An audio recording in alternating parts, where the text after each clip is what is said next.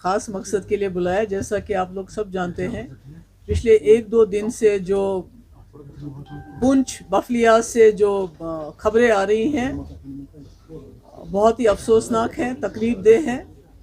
पहले वहाँ 5 आर्मी के जवान जो हैं जाँ बहक हुए मिलिटेंट के एम्बुश में, उनके हमले में। और जो अखबारों से हम पढ़ते हैं, क्योंकि वहाँ तो इस वक्त जो है इंटरनेट वगैरह सब डाउन है, बंद है, तो उसके बाद शायद मिलिटेंट हाथ नहीं आए हैं, भाग गए हैं, क्या हुआ है क्या नहीं हुआ है। मगर उसके बाद वहाँ एक गांव है टोपी बफलियाज में, वहाँ से आर्मी ने 15 लोगों को पिकअप किया पूछताछ के लिए। और उसके बाद उनमें से 3 जो लोग हैं, एक तो सफ़ीर हुसैन है, एक शौकत हुसैन है और एक मोहम्मद शबीर है। इनकी टॉर्चर की हुई लाशें वहाँ एनकाउंटर साइट के पास ही मिली हैं। और जो बाकी लोग हैं वो 12 लोग जो हैं उसी टोपी गांव के, वो सुरनकोट के हस्पताल में और पुंछ के हस्पताल में बहुत ही बुरी हालत में टॉर्चर किए हुए हैं। हालांकि मैंने अभी एक वीडियो भी देखा, आई डोंट नो उसकी ऑथेंटिसिटी कितनी है, जिसमें दिखा रहे हैं, उस वीडियो में जो देखा जा रहा है कि आर्मी के लोग जवानों को लेटा के नीचे उनके कपड़े उतार के उनको पीट के उसमें लाल मिर्च पाउडर डाल रहे हैं उनके ज़ख्मों पे। बहुत ही दिल दुखाने वाला वीडियो है। तो मेरा ये कहना है कि ये ऐसे इलाके में हो रहा है, राजौरी पुंछ ऐसा इलाका है जिसने कभी भी वायलेंस को साथ नहीं दिया, उन्होंने कभी मिलिटेंसी को साथ नहीं दिया। वो बहुत ही ज़्यादा पुरअमन लोग हैं, अमन पसंद लोग हैं। और आज पिछले कई साल से, पिछले 2-3 साल से हम देख रहे हैं कि वहाँ भी जो मिलिटेंसी का वहाँ नामो निशान नहीं था, आज मिलिटेंसी वहाँ भी है। हालांकि लोकल उसमें कोई इन्वॉल्व नहीं है। आज तक जितने भी लोग पकड़े गए या कोई मारा भी गया, खास तो लोग मारे नहीं गए, पर जितने भी मारे गए हैं वो बाहर के लोग थे। तो ऐसे में मेरा ये कहना है कि बीजेपी का ये जो दावा है, ये जो डंडोरा रोज़ रोज़ वो पीटती है कि हमने जम्मू कश्मीर में सब कुछ ठीक ठाक कर दिया है, जम्मू कश्मीर को एक खुली जेल तक के में तब्दील करने के बावजूद, यहाँ के हज़ारों लोगों को जेलों में डालने के बावजूद, यहाँ के मौलवियों को भी ना बख्शने के बावजूद, यहाँ के जर्नलिस्ट के जो सच बोलते हैं उसको UAPA लगा के जेल में डालने के बावजूद, यहाँ जो मौलवी मस्जिदों में हैं उनको क्या दुआ करनी है क्या दुआ नहीं करनी है उसकी भी डायरेक्शन देने के बावजूद, यहाँ के मुलाजमों को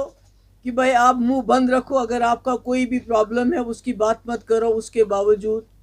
लोगों को नौकरियां से निकालने से बावजूद, जम्मू कश्मीर के बिलखुसूस वादी कश्मीर के लोगों का जीना हराम करने के बावजूद, आज राजौरी पुंछ में पिछले 3 साल से आपने देखा, जवान से लेके मेजर हो, कैप्टन हो, कर्नल हो या उससे भी ऊंचा कोई अफसर हो, वो जाँ बहक हुए हैं। और अपनी नाकामी छुपाने के लिए बीजेपी की जो सरकार की, अगर किसी और सरकार में ये होता तो जो गोदी मीडिया जिसको कहते हैं, वो इस वक्त अब उस वक्त की सरकार से ये सवाल पूछता कि ये क्यों हुआ। मगर आज बजाय सवाल पूछने के उन्होंने 15 लोगों को घरों से निकाल के टॉर्चर करवा के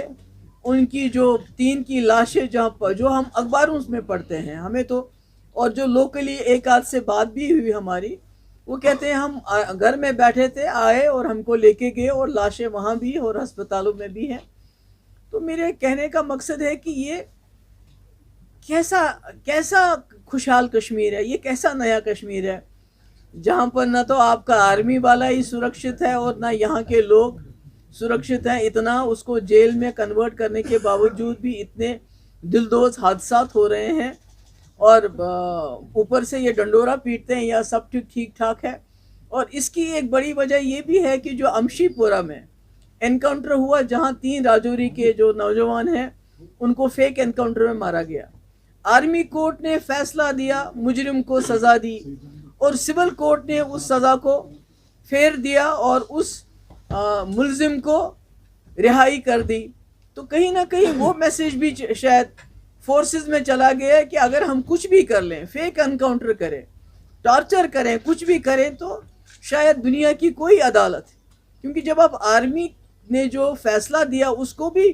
بدل دیتے ہو تو پھر اس کے بعد کیا ہے، کیا رہا ہے ہمارے پاس؟ تو اس لیے حالانکہ گورنر صاحب خود ان کے گھر گئے تھے راجوری میں، جو وہ امشی پورہ میں 3 نوجوان ہمارے جاں بحق ہوئے تھے، اور انہیں یقین دلایا تھا کہ میں انصاف دوں گا، پر انصاف کی تو کوئی مجھے صورت نظر نہیں آتی ہے۔ اب انکوائری ہوگی، کیا پتہ چلے گا، یہ تو اللہ تعالیٰ بہتر جانتا ہے، مگر میری گورنر صاحب سے یہ ڈیمانڈ ہے کہ یہ جو 3 لوگ نہتے بے قصور بلا کسی وجہ کے جس بے دردی سے ان کو ٹارچر کر کے سڑک پہ پھینکا گیا، تو کم سے کم جب تک آپ انکوائری کریں گے، کیونکہ شاید یہ عادت سی پڑ گئی ہے ہماری کہ ہم ڈیمانڈ کرتے ہیں یہ انکوائری وہ انکوائری، بعد میں اس کا کوئی خاص نتیجہ تو ہوتا نہیں۔ ایک ہی انکوائری ہوئی تھی امشی پورہ کی، اس میں بھی آپ سزا پلٹ دی ہمارے سول کورٹ نے، آرمی کورٹ کی جو رولنگ تھی۔ تو ہم یہ کہیں گے، ان سے یہ کہیں گے کہ کم سے کم جب تک انکوائری ہوگی، اس کی رپورٹ آئے گی، تب تک یہ جو 3 غریب نوجوان، اس میں ایک سب سے بڑا 40 سال کا تھا، باقی تو کم عمر کے ہیں، ان کو 50 لاکھ روپے ان کے گھر والوں، کیونکہ بہت غریب لوگ ہیں، ان کو ملنا چاہیے۔ اور اس کے ساتھ جو لوگ ہسپتال میں اس وقت زندگی اور موت کی لڑائی لڑ رہے ہیں، ان کا علاج، اور کم سے کم ان میں سے مجھے نہیں معلوم کتنے لوگ بچیں گے کتنے نہیں بچیں گے،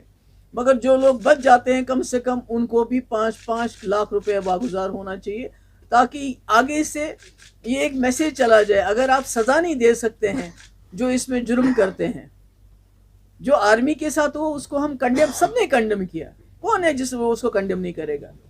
یہ بھی کسی گھر کے بچے ہوتے ہیں، لوگ ہوتے ہیں، اپنی روزی روٹی کمانے کے لیے نکلے ہوتے ہیں، اور ملٹنٹوں نے ان کو ایمبوش کر کے جاں بحق کیا، ہم نے اس کو کنڈیم کیا۔ مگر جو یہ 3 لاشیں آپ نے وہاں پھینک دی، جو اپنے ہسپتال میں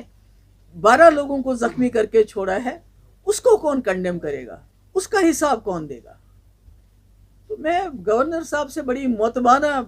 طریقے سے بات کرنا چاہتی ہوں کہ آپ روز روز یہاں نئے کشمیر میں کیا کیا ہو رہا ہے، کتنا اچھا ہو رہا ہے، اس کی بات کریں، تو آپ اس کی طرف بھی ذرا دھیان دیجئے کہ آپ کی ناک کے نیچے کیا ہو رہا ہے، کس طرح نہتے 15 لوگوں کو اٹھا کے ان کو ٹارچر کر کے 3 کو ختم کیا گیا، اور باقی ہسپتالوں میں زندگی اور موت کی لڑائی لڑ رہے ہیں۔ تو میں امید کرتی ہوں کہ اس میں جو ہیں گورنر صاحب، میں نے پہلے ہی کہا کہ انکوائریاں ہم نے دیکھی ہیں، اس کا رپورٹ کب آئے گا، کیا آئے گا، کیسا رپورٹ آئے گا، مگر کم سے کم ان لوگوں کو معاوضہ امیجیٹلی ملنا چاہیے، ان کو بھی جو زخمی ہیں ان کو بھی ملنا چاہیے۔ Thank you. بس آز گو اتھ پہ